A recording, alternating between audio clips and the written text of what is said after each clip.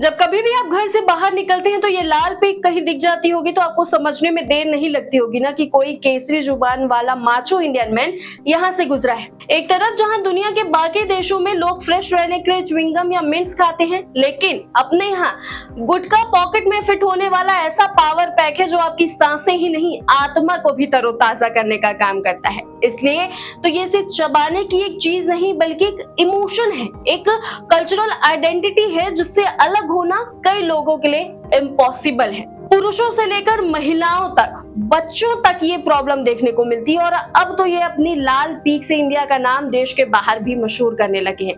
तो क्यों है भारत में गुटखा और पान मसाला के लोगों में इतनी दीवानगी और क्यों हमारी जनता इसके इतने नुकसानदायक होने के बावजूद इसे चबाना नहीं छोड़ पाती, जानेंगे इस वीडियो में। नमस्कार, मैं सोमा सिंह और आप देख रहे हैं वयम भारत। भारत में गुटखा और पान मसाला का कारोबार हजारों करोड़ रुपए का है। गांव से लेकर शहर तक, मजदूर से लेकर ऑफिस जाने वाले लोगों तक, हर वर्ग में इसके चाहने वाले आपको मिल जाएंगे। कई लोग इसे थकान दूर करने का जरिया मानते हैं तो कुछ तनाव कम करने का, लेकिन असली खेल इसके अंदर मौजूद निकोटीन का है। निकोटीन दिमाग में पहुंचते ही डोपामाइन नाम का केमिकल रिलीज करता है जिससे कुछ देर के लिए अच्छा महसूस होता है। यही वजह है कि एक बार शुरू हुई आदत धीरे धीरे लत में बदल जाती है। फिर आदमी सोचता है कि बस एक पाउच और यही एक पाउच सालों तक उसका पीछा नहीं छोड़ती।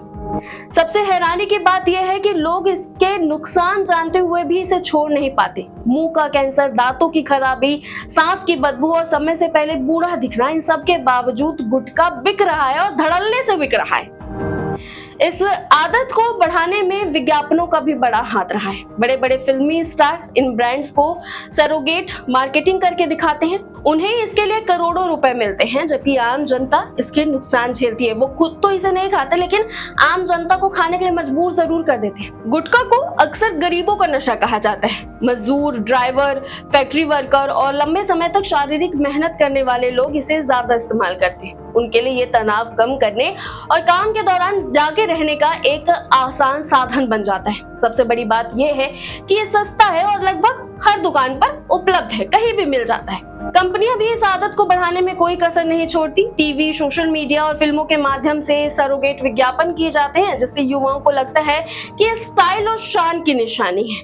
परिणाम ये होता है कि लोग धीरे धीरे इसकी लत के शिकार हो जाते हैं। सरकारों ने भी इस पर नियंत्रण की कोशिश की है। 2003 में COTPA कानून लागू किया गया। कई राज्यों ने गुटखा पर प्रतिबंध लगाया। स्कूल कॉलेजों के आसपास तंबाकू उत्पाद बेचने पर रोक लगाई गई, लेकिन कंपनियों ने कानूनों में मौजूद खामियों का फायदा उठाकर सरोगेट मार्केटिंग शुरू कर दी। उन्होंने इलायची और माउथ फ्रेशनर जैसे उत्पादों के नाम पर अपने ब्रांड को प्रमोट करना जारी रखा। आज भी ये उद्योग हजारों करोड़ रुपए का कारोबार करता है। बेशक इन उत्पादों से सरकार को टैक्स मिलता हो, लेकिन इसके बदले समाज को कैंसर, बीमारियों और लाखों परिवारों की पीड़ा का सामना करना पड़ता है। इस वीडियो का उद्देश्य गुटखा खाने वालों का मजाक उड़ाना नहीं बल्कि जागरूकता फैलाना है। बहादुरी दीवारों को लाल करने में नहीं बल्कि खुद इस आदत को छोड़ने और दूसरों को भी इससे दूर रखने में है।